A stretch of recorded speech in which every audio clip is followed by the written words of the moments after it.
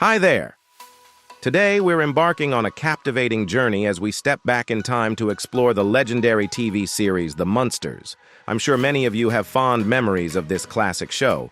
The Munsters is a timeless gem that has left an indelible mark on television history.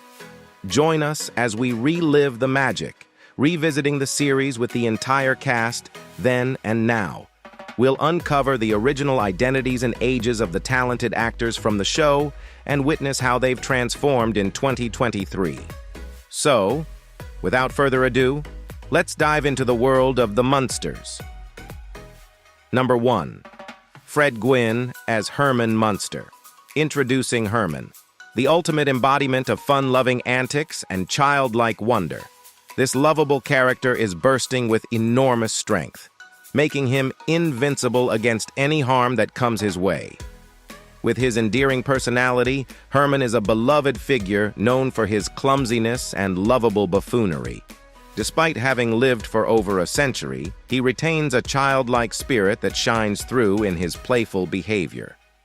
Born in New York City in 1926, Frederick Hubbard Gwynne portrayed the alternately childish yet respectable family man Herman Munster from 1964 to 1966 in the television comedy The Munsters.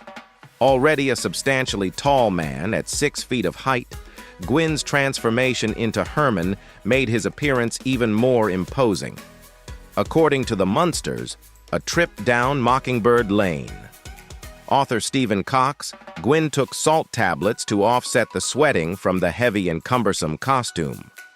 While he had various roles after the Munsters in movies throughout the years, including 1984's The Cotton Club and Pet Sematary in 1989, Gwynne is familiar to many filmgoers for his 1992 appearance in the film My Cousin Vinny as the stern judge Chamberlain Haller.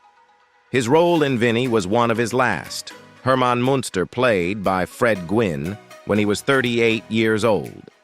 Sadly, Gwynne died of complications from pancreatic cancer in the cigar room at his home in Taneytown, Maryland on July 2, 1993, 8 days short of his 67th birthday. Number 2. Al Lewis as Grandpa's superpower is his mastery of sarcasm, effortlessly delivering clever jabs and playful insults.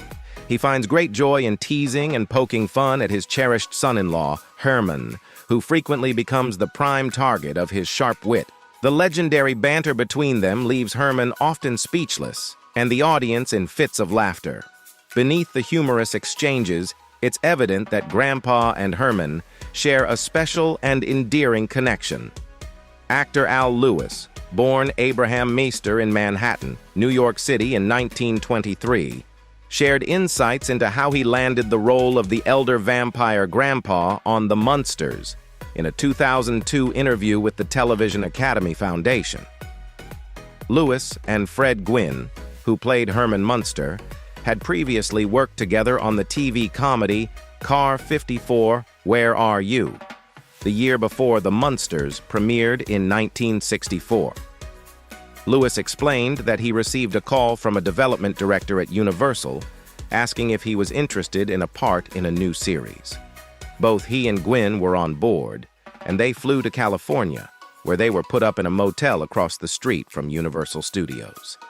The actors were unaware of the nature of the project until they arrived at the studio, where they underwent extensive makeup tests for about 8 to 10 hours on Monday.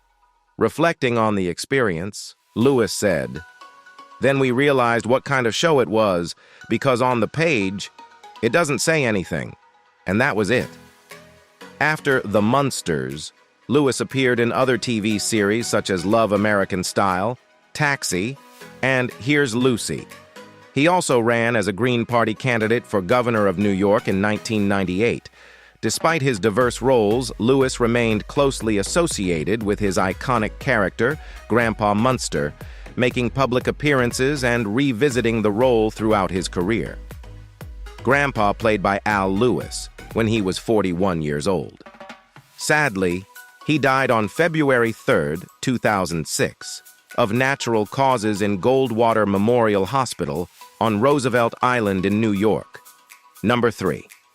Yvonne DiCarlo as Lily Munster. Lily Munster, when it comes to Marilyn's love life, is wholeheartedly supportive, welcoming Marilyn's suitors with open arms, even if they appear nervous or rude due to the intimidating presence of Marilyn's eccentric relatives. Unaware of the true source of their discomfort, Lily maintains her graciousness, creating a welcoming atmosphere in their unique household.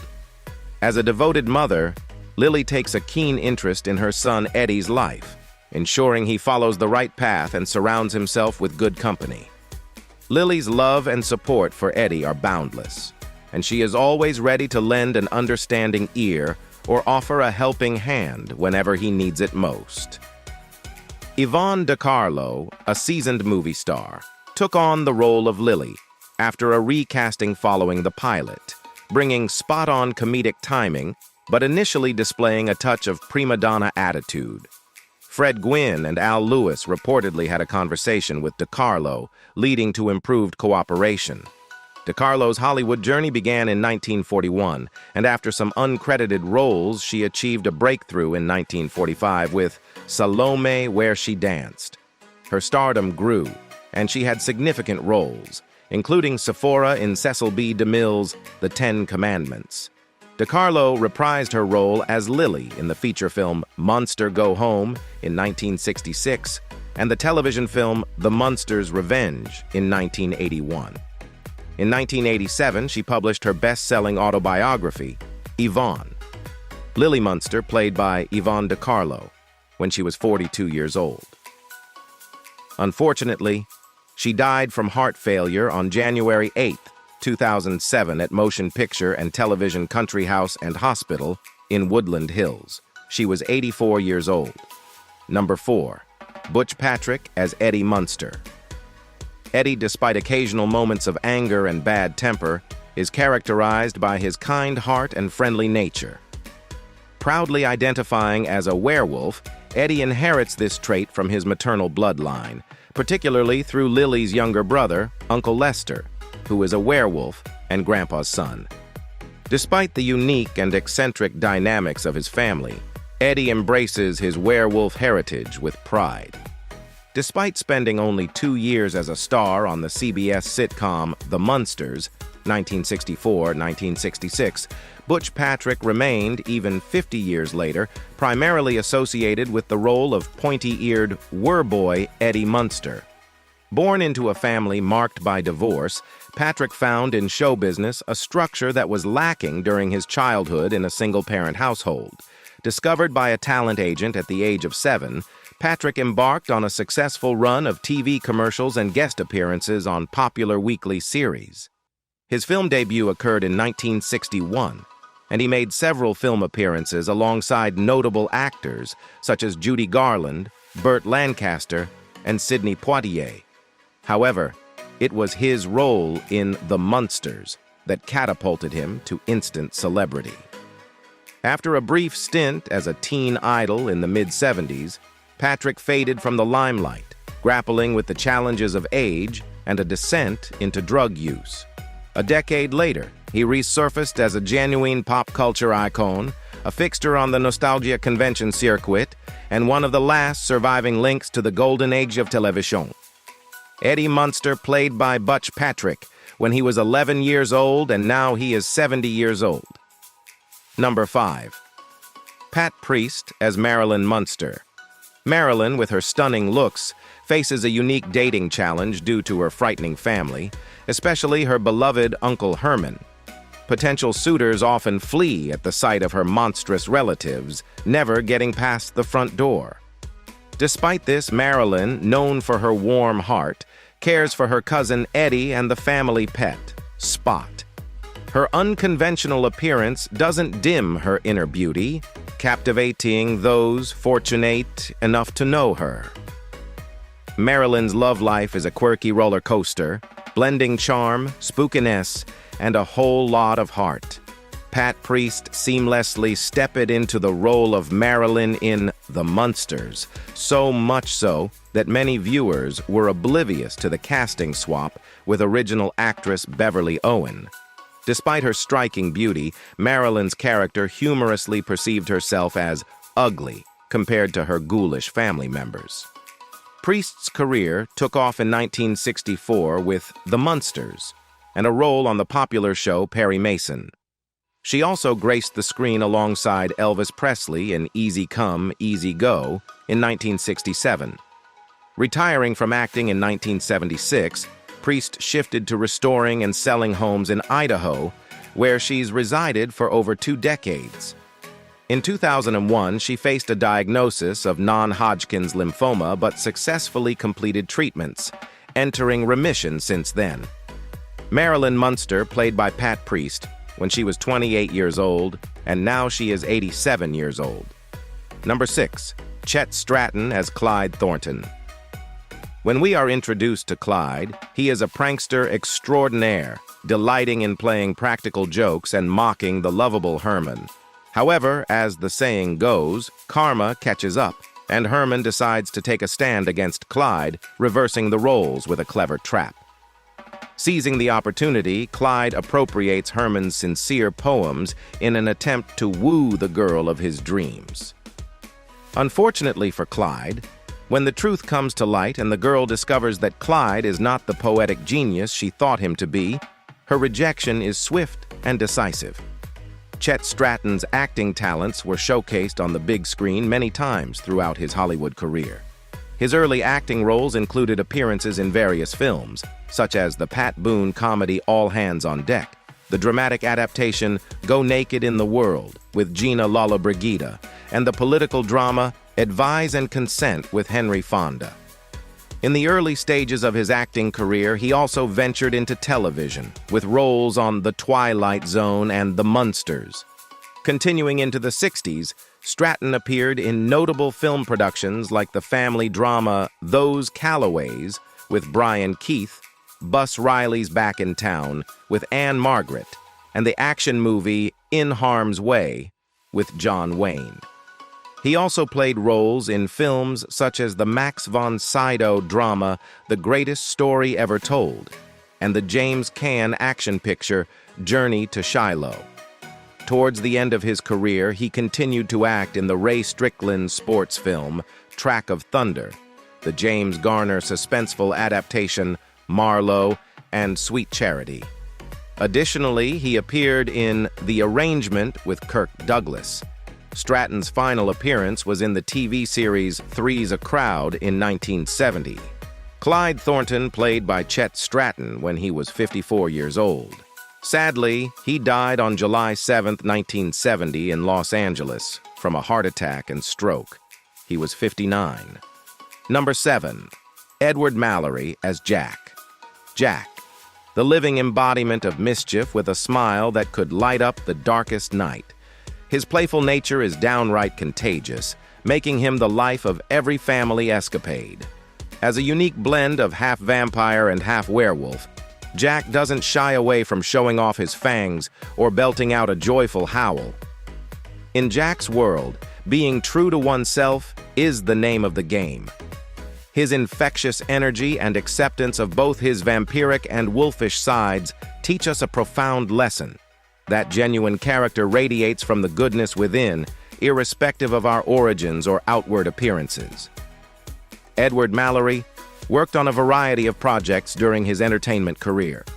Early on, Mallory mostly landed roles in various films, including the Burt Lancaster dramatic adaptation Birdman of Alcatraz, the Charlton Heston dramatic adaptation Diamond Head, and the Glenn Ford thrilling adaptation Experiment in Terror in 1962.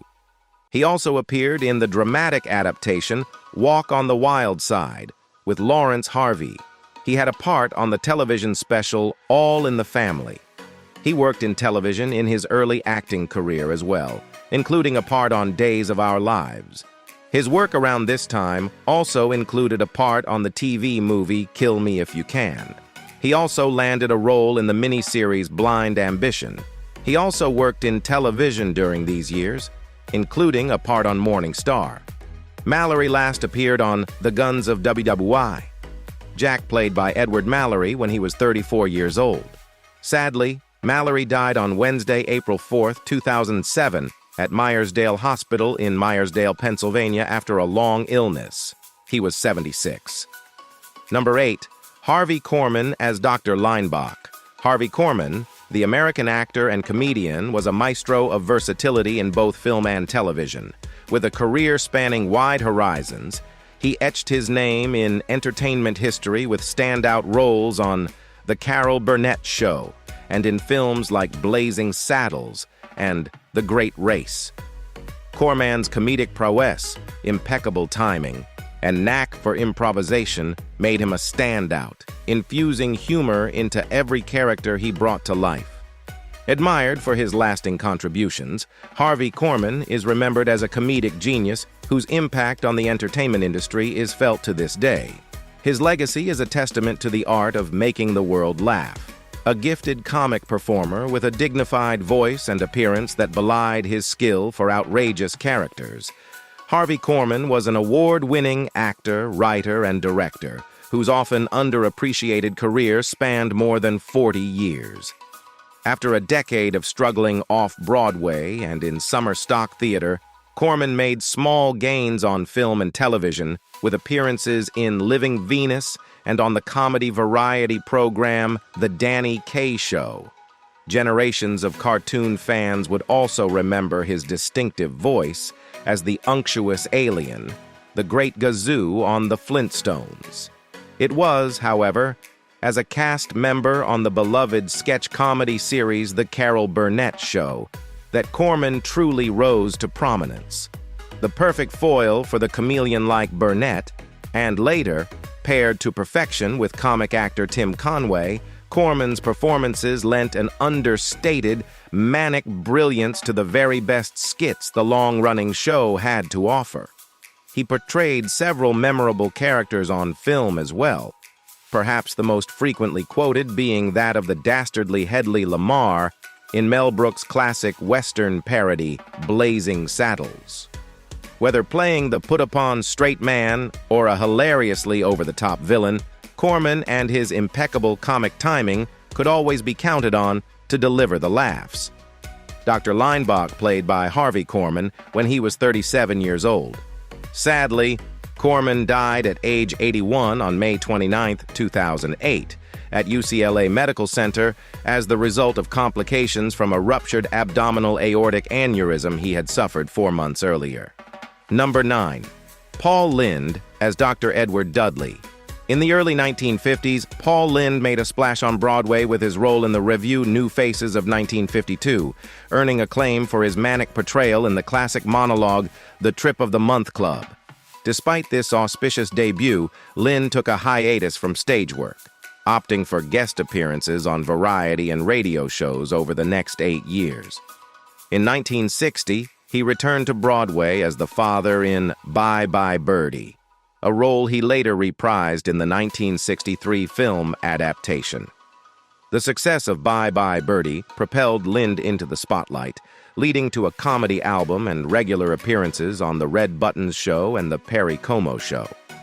Lynde's career expanded into lighthearted films like Under the Yum Yum Tree, Beach Blanket Bingo, and The Glass Bottom Boat. Simultaneously, he became a sought-after character actor on TV, with roles in popular series such as The MUNSTERS, I Dream of Jeannie, and Bewitched. In 1967, he found his comedic haven as the permanent center square on the game show Hollywood Squares, showcasing his wit for the next 15 years. However, not all was smooth sailing.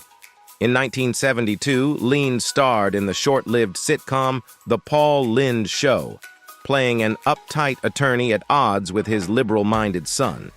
The series' failure exacerbated his existing drinking problem, leading to legal troubles and frequent arrests for public intoxication. Despite the personal challenges, Paul Lynde's comedic legacy continued to shine, leaving an enduring mark on entertainment history. Dr. Edward Dudley, played by Paul Lynde when he was 38 years old. Kerr died of natural cause on January 13, 2000, aged 87, in Long Beach, California. Number 10. John Fiedler as Warren Bloom. This seasoned character actor, trained in the theater, has enjoyed a lengthy and diverse career portraying unassuming characters in films and TV since the late 1940s. With a stature that is short, plump, often adorned with spectacles and seemingly always in the process of balding, Fiedler possesses a timeless appearance that withstands the effects of time. Never truly appearing youthful, he has a perpetual quality that defies aging. Fiedler was a frequent collaborator with Walt Disney Productions, lending his voice to characters in Disney features such as Robin Hood, The Rescuers, The Fox and the Hound, and The Emperor's New Groove. He also contributed his voice to Disneyland Records' Winnie the Pooh for President. Fiedler made appearances in Disney's live-action films, including Rascal and The Shaggy DA. His final film involvement was a voice appearance in Kronk's New Groove and in the Square Disney video game Kingdom Hearts. Fiedler also served as the narrator for several McDonaldland commercials in the 1980s, narrating Birdie the Early Bird's learning to fly and explaining how the Hamburglar got his stripes. Warren Bloom played by John Fiedler when he was 41 years old. Sadly, Fiedler died of cancer on June 25, 2005, at the age of 80 in Englewood, New Jersey, at the Lillian Booth Actors Home, a residence for retired entertainers sponsored by the Actors Fund of America. We reflect on the incredible journey of the Munsters show cast from 1964 to 1966, witnessing their growth and transformations. It's evident that the bond forged during those years has left an enduring legacy. From thrilling highway pursuits to heartwarming moments, these actors brought the California Highway Patrol to life. Their stories continue to resonate with fans around the world. As we explore their then and now, we celebrate the enduring impact of the Munsters. Thank you for joining us on this nostalgic trip down the California highways with the remarkable The Munsters of yesteryear.